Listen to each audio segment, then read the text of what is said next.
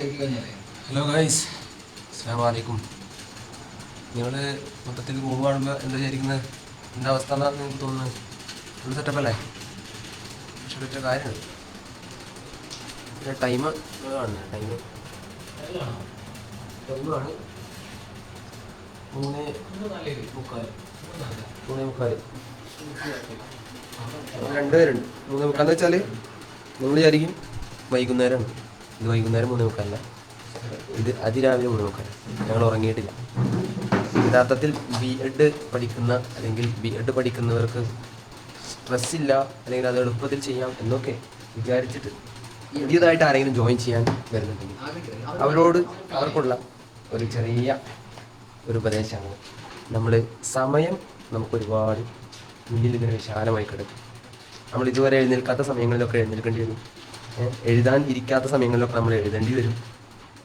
പഠിക്കാനിരിക്കാത്ത സന്ദർഭങ്ങളൊക്കെ നമ്മൾ പഠിക്കേണ്ടി വരും.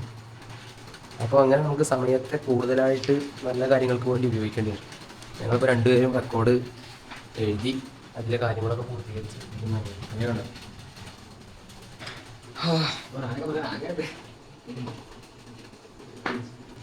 അപ്പോൾ അതാണ് അവസ്ഥ. ഇനി മനസ്സിലാക്കണം, ഈ റെക്കോർഡ് കണ്ടോ, ഇത്രയും റെക്കോർഡ് ഓരോന്ന് എഴുതി ഫുൾ ഫില്ല് ചെയ്ത് കംപ്ലീറ്റ് ആക്കി. അതിൽ ഏതെങ്കിലും പേജ് വിട്ടുപോയിട്ടുണ്ടോ?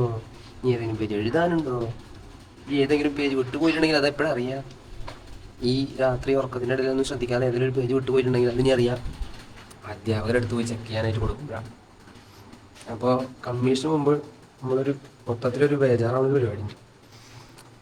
അപ്പോൾ ആ സമയത്താണ് നമ്മൾ അങ്ങനെ ഇതുപോലെ സമയമൊക്കെ ഒരുപാട് ഒരു മാസം നമ്മൾ ഉറപ്പൊഴിച്ചിരുന്ന് എഴുതി കഷ്ടപ്പെട്ട് എഴുതാണ്. അതിരാവിലെ 3:45 എഴുതാം. ഇതാണ് അവസ്ഥ. വളരെ സുഖസുന്ദരമായിട്ടാണ് എഴുത്തുണ്ടെങ്കിൽ കണ്ടോളൂ.